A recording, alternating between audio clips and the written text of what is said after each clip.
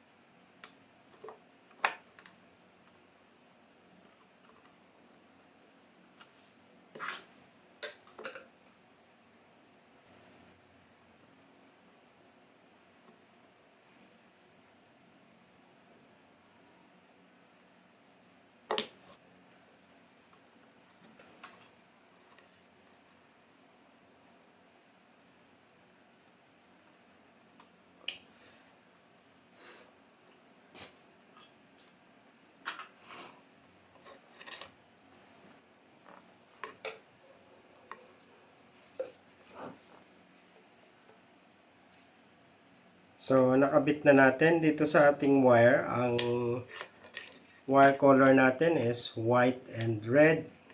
Samantalang dito sa kabila is red and black.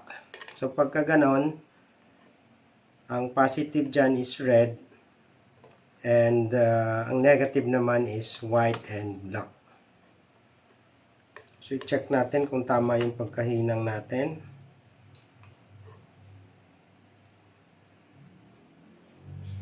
Okay.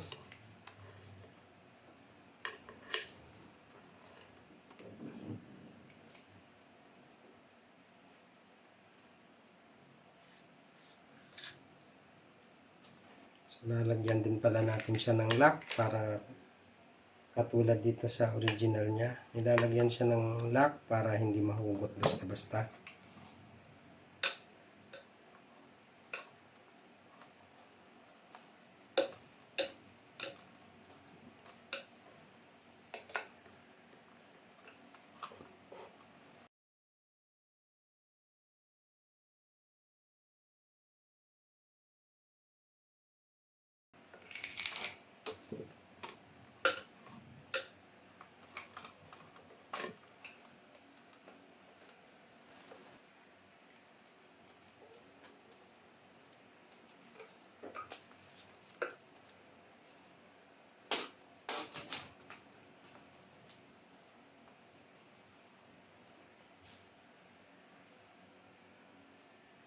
So ito na ngayon yung kailangan nating pagdugtungin at ito yung kanyang terminal para doon sa solar panel.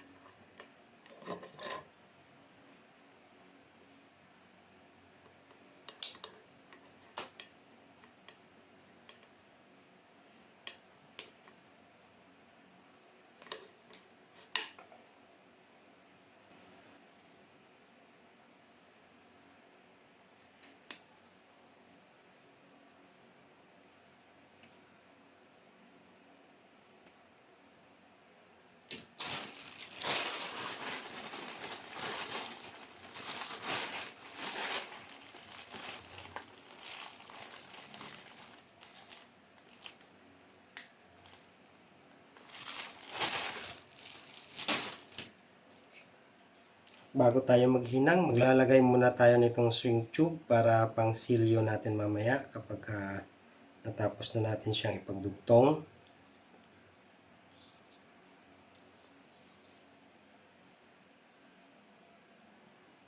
So tulad na nasabi ko kanina, red is positive at yung black and white naman yung negative natin.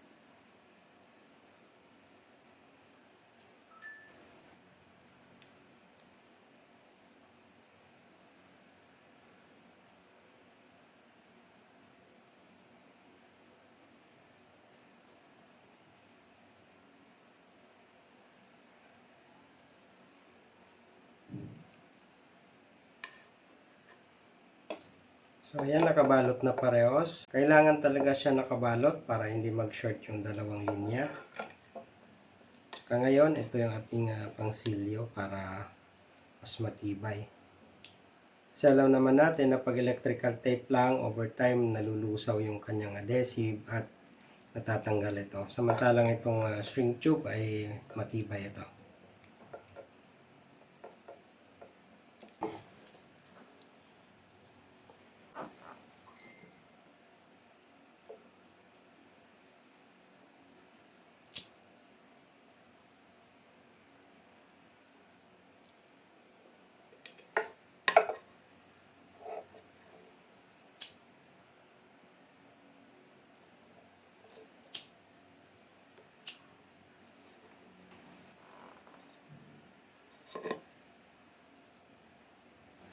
So, ito na guys, tapos na natin na dugtungan yung ating wire at mas mahaba na siya, siguradong abot na ito.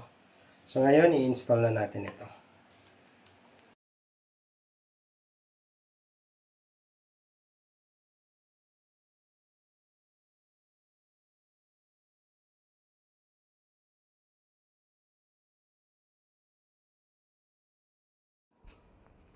So guys, naikabit na natin yung ating LED light sa kanyang solar panel at kung makikita ninyo, nagbi-blink na siya, ibig sabihin yan ay charging na siya. Subukan rin natin iilaw. At dalawa nga itong ating kinabit, no? Itong isa ay dito natin kinabit sa bandang kusina natin. At ito naman ang kanyang itsura.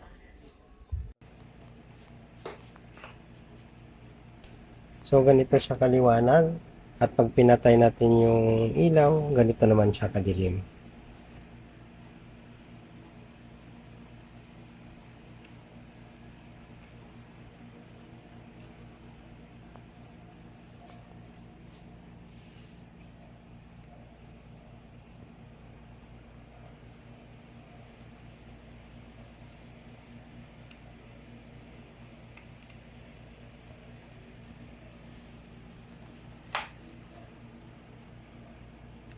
Hanggang dito na lang po yung aking maibabahagi sa inyo. So maraming salamat sa panonood and God bless.